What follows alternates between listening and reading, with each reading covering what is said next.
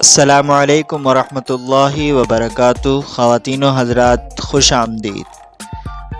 आप सब का बहुत प्यार मिल रहा है पिछली मुझे वीडियोस में, और इंशाल्लाह आप सब के लिए बहुत ही दिलचस्प और रोमांटिक नॉवेल्स पेश करूँगा। तो आज का जो टाइटल है वो हमारा है वीरान ज़िंदगी किस नंबर 4। तो आज की जो स्टोरी है वीरान ज़िंदगी किस नंबर 4, चलिए स्टार्ट करते हैं। वीरान ज़िंदगी जमीला नवाब किस नंबर 4। घर पहुंचकर परवीन बेगम ने फौरी तौर पर गेस्ट रूम को फूल मंगवाकर उसे वकार की मदद से सजाया था, जबकि ज़ुहैब शफीक साहब के पास ड्राइंग रूम में बैठे यहाँ वहाँ की बातें कर रहे थे। सादिया राबी के कमरे में बैठी राबी की ना ख़त्म होने वाली खाने पीने की बातें मुस्कुरा कर सुन रही थी।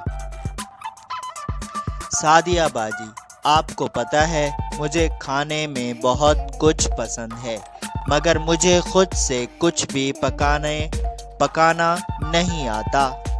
हाँ हाँ हाँ हाँ हाँ, दे ताली। राबी खुश दिली से कहका लगाकर सादिया के हाथ पर हाथ मारकर बोली थी। हा हा हा हा हा, बस कर दो पागल लड़की, मैं और नहीं हंस सकती, मार डालोगी क्या। सादिया उसकी हठ धर्मी पर लूट फूट होकर बोली थी। अरे आप क्यों मरने लगी, अभी अभी तो हमने जीना शुरू किया है।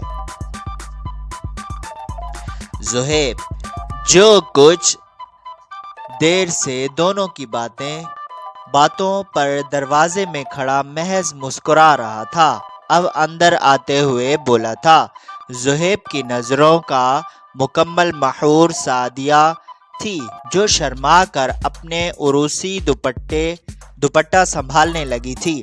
राबिया की हंसी ओड़नछू हुई थी। वो ज़ुहैब को सादिया में मगन देखकर वहां से बाहर निकल गई थी। आप भी ना बच्ची के सामने तो थोड़ा लिहाज कर लेते, वो क्या सोचती होंगी। सादिया ने नजरें मजीद झुकाकर आहिस्ता से कहा था। सादिया, मैं तुम्हें बताना चाहता हूँ कि तुम कितनी ख़ास, कितनी अहम हो मेरे लिए। मैं तुम्हारी सारी महरूमियों को ख़त्म कर देना चाहता हूँ। मेरा बस चले तो पूरी दुनिया के आगे चीख कर अपना इजहार मोहब्बत रिकॉर्ड करवाऊँ। ज़ुहैब करीब आकर बोला था। उससे पहले कि वो सादिया का हाथ थामता, परवीन बेगम कमरे में नॉक करके दाखिल हुई थी। माशाल्लाह माशाल्लाह, मेरी बहू तो चांद का टुकड़ा लग रही है। चलो बेटा, आपका कमरा तैयार है, कुछ रस्म भी है, सब आप दोनों के मुंतजिर हैं। वो सादिया का हाथ ज़ुहैब के हाथ में देकर साथ चलने का इशारा करके बाहर निकली थी। वो दोनों गेस्ट रूम के पास पहुंचकर रुक गए थे। वहां वकार और राबी दुपट्टे का एक एक सिरा पकड़े अंदर जाने के लिए रकम मांग रहे थे। अंकल, मुझे पूरे 5,000 चाहिए, फिर अंदर जाने दूंगी। सादिया बाजी के साथ राबी अपना हाथ आगे बढ़ाकर छिक कर बोली थी। अरे ऐसे कैसे बेटा, बस 1,000 दे दो, जान छुड़वाओ इनसे। शफीक साहब ज़ुहैब को मोहब्बत से देखकर बोले थे। क्यों भाई, मैं तो नहीं लेती 1,000। राबी नाराज होते हुए बोली थी। ये ले जनाब, आधे आधे कर ले, बस हमारी बेगम साहिबा को हमें अंदर ले जाने दें। ज़ुहैब ने अपना वॉलेट निकाल कर राबी के हाथ में दोनों हाथों से अदब से थमाया था। सादिया का रंग शर्म से लाल हुआ था। वो खुदा का शुक्र दिल ही दिल में अदा करती हुई ज़ुहैब को देख रही थी। राबी कुछ लम्हे ज़ुहैब और सादिया को देखती रही थी। उसकी इसकी जरूरत नहीं, वॉलेट वापस देकर तेजी से अपने कमरे की तरफ भागी थी। पूरी अफलातून है ये लड़की, कब क्या करेगी कुछ समझ नहीं पाती। चलो बेटा, आप लोग अंदर चलो, मैं देखती हूँ इस नीम पागल को। परवीन बेगम दरवाजा अंदर की तरफ खोलकर बोली थी, और मेरे पैसे? वकार ने मुंह बसोर कर कहा था,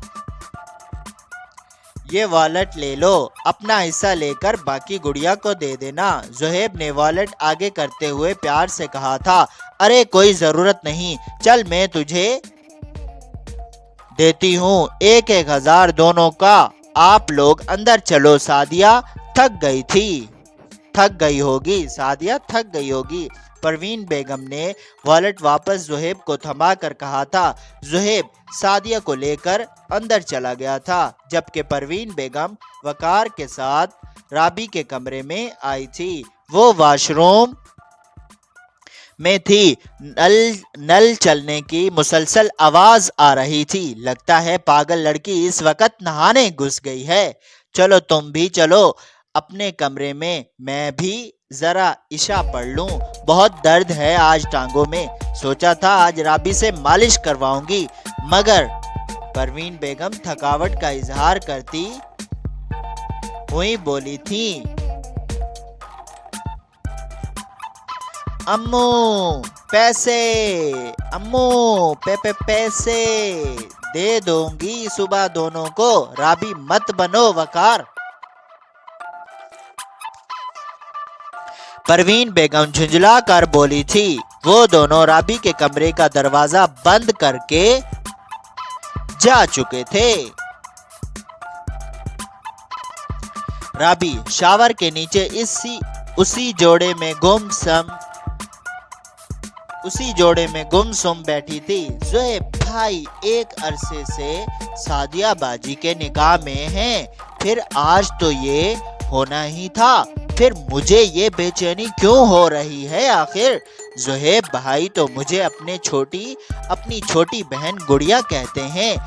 बचपन में मुझे गोद में खिलाया है, तभी उनका लम्स थोड़ा बेचैन कर गया मुझे। शायद यही वजह होगी। शायद, मगर सादिया बाजी मुझे उनके साथ क्यों अच्छी नहीं लग रही? मैं उनसे कम उम्र और ज्यादा खूबसूरत हूँ, कम से कम ये हसद तो नहीं है। फिर या अल्लाह, ये क्या हो रहा है मुझे? सादिया बाजी तो पहले बहुत दुखी जिंदगी गुजार चुकी हैं। ये ज़ुहैब भाई उनकी जिंदगी की पहली और आखिरी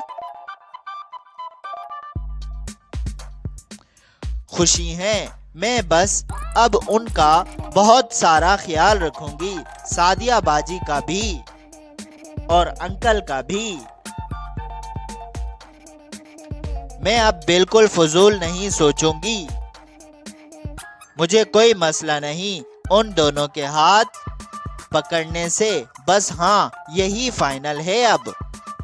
वो तेजी से उठी थी। शावर बंद करके नाइट सूट पहने वो पुरसकून सी सोने लेटी थी, मगर ध्यान बार बार गेस्ट रूम की तरफ चला जाता। आखिर मुझे इतराज किस बात पर है? मियाँ बीवी हैं, वो तो इसमें अजीब क्या है? मैं क्यों इतना सोच रही हूँ? वो बालों में हाथ फंसाकर बेबसी से उठकर बैठ गई थी। वो स्लीपिंग पल खाकर दोबारा सोने लेटी थी, जिससे वो जल्दी ही उस अजियत से आज़ादी पाकर सो गई थी। मामी, 7 बज गए हैं, मेरी गाड़ी आ गई होगी, मैं निकल रही हूँ, दरवाजा बंद कर लें। हानी चादर में खुद को अच्छे से छुपाते हुए जाते जाते बोली थी। अच्छा हानी, बात सुन मेरी। जी मामी। जितनी देर भी तेरा बॉस तुझे रोके, हमें कोई मसला नहीं। बस मेरी बेटी, तुमने दिन रात मेहनत करनी है, बस उसके हाँ में हाँ मिलानी है, उसकी खुशी में कोई कसर नहीं रखनी। नई नौकरी है, अभी से खुश रखना ताकि तनख्वाह बढ़ा दे तेरी। अच्छा, तुम समझ रही हो ना मेरी बात हानी? मामी राजदारी से अपना दुपट्टा कान के पीछे करती मखसूस जनाना अंदाज में पूछ रही थी। जी, अच्छा। हानी मामी के हाथों का मफहूम समझकर चकराते चकराते बच्ची थी। वो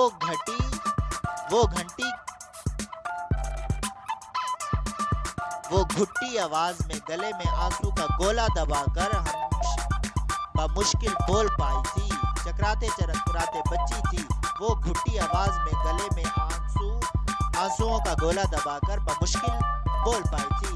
इतने में बाहर खड़ी ऑफिस की गाड़ी ने अपनी आमद की खबर हॉर्न देकर कर दी थी। हानी इसमें आकर बैठ गई थी। लगभग आधे घंटे में वो ऑफिस पहुंची थी। पर्सनल सेक्रेटरी के केबिन में वो आकर बैठ गई थी। उसे करना क्या है वो समझने से कासिर थी। वो बॉल पॉइंट हाथ में पकड़कर घुमा रही थी जब टेबल पर पड़ा PTCL बजा था। उसने रिसीवर उठाकर अस्सलाम वालेकुम बोला था। दूसरी तरफ हादी था, जिसने उसे अपने ऑफिस में बुलाया था। वो फौरन अंदर आई थी। अस्सलाम वालेकुम सर। वालेकुम अस्सलाम मिस हानी, गुड मॉर्निंग। हादी ने मुस्कुराकर उसे बैठने का इशारा किया था। हादी ने मुस्कुराकर उसे बैठने का इशारा किया था। अब वो किसी को कॉल मिला रहे थे। कुछ देर में आबिद साहब एक लड़की के हमरा अंदर आए थे, जिसने हाथ में कुछ पकड़ा हुआ था। मिस हानी, आप इनसे ले लें, ये आपके लिए है। अभी भी इनमें से कोई आप पहनकर अपना पहला ऑफिस का दिन स्टार्ट कर सकती हैं। हानी ने उठकर उसी लड़की के हाथ से वो खूबसूरत, उम्दा और जदीद मगर सादा अबाए लिए थे। वो मुख्तलिफ रंगों के 10 अबाए थे।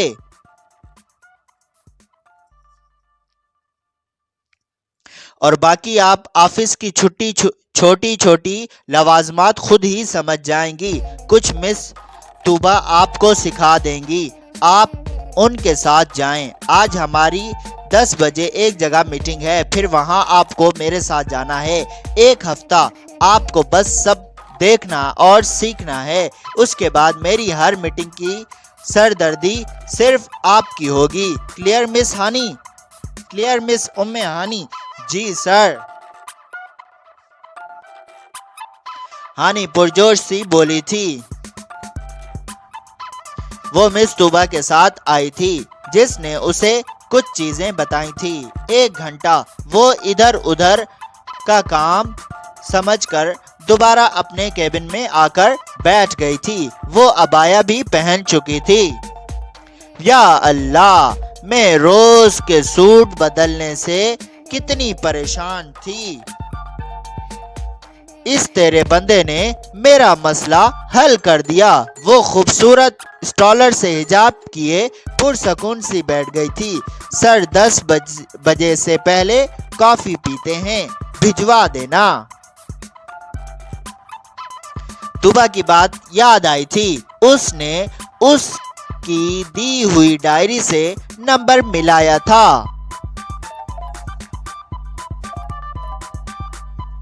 लड़का कुछ देर पहले ही गया है, उसके बाप का एक्सीडेंट हुआ है।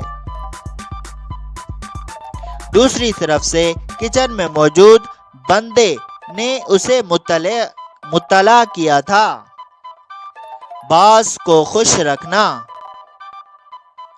मामी की आवाज कानों में गूंजी थी।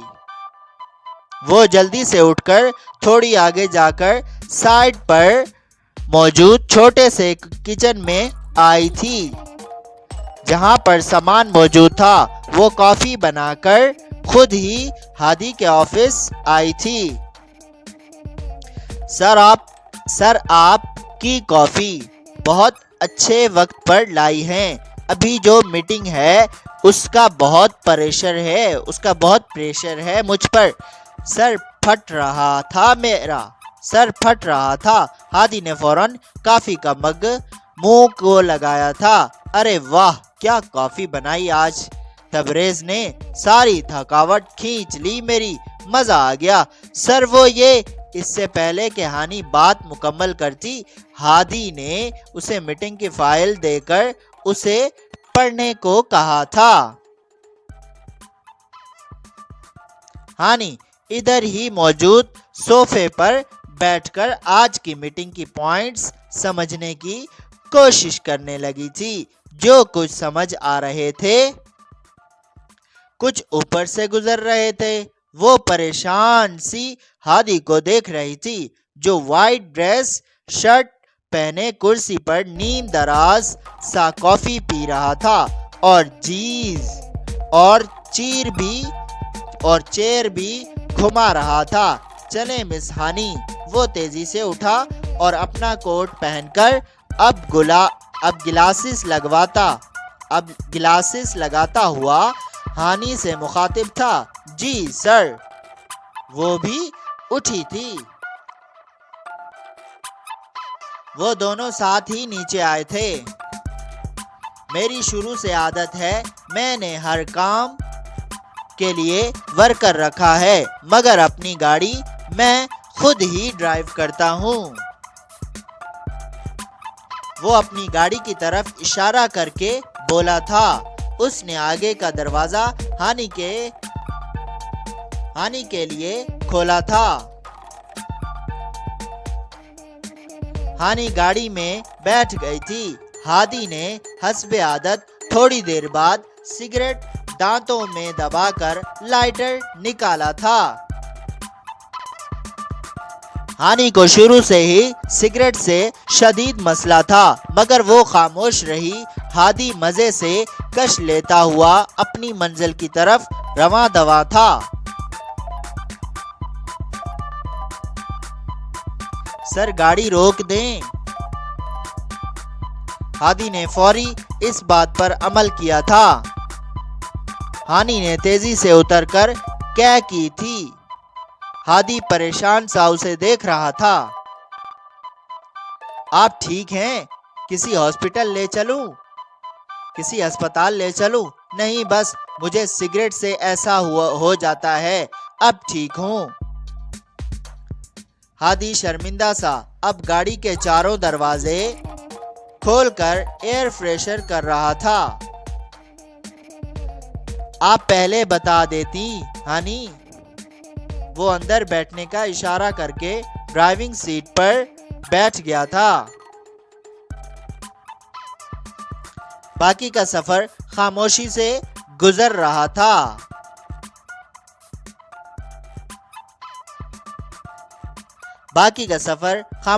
गुजरा था। मीटिंग की जगह पर पहुंचते और वापसी तक रात के 8 बज चुके थे। मीटिंग शहर से दूर एक होटल में थी। मैं आपको घर छोड़ आऊंगा आज। हादी ने रेस्ट वॉच पर नजर डालकर कहा था। कुछ खाएं। वो उतरकर पैक खाना गाड़ी में ही लाया था। खाना खाकर वो जल्दी से बाहर गया था। हानी आराम से खाना खाती इधर उधर देख रही थी, जब उसकी नजर हादी पर पड़ी थी, जो गाड़ी से दूर एक चेयर पर बैठा सिगरेट पी रहा था। हानी को उसका एहतराम पर अजीब सी खुशी हुई थी। उसके लब बेसबब मुस्कुरा दिए थे।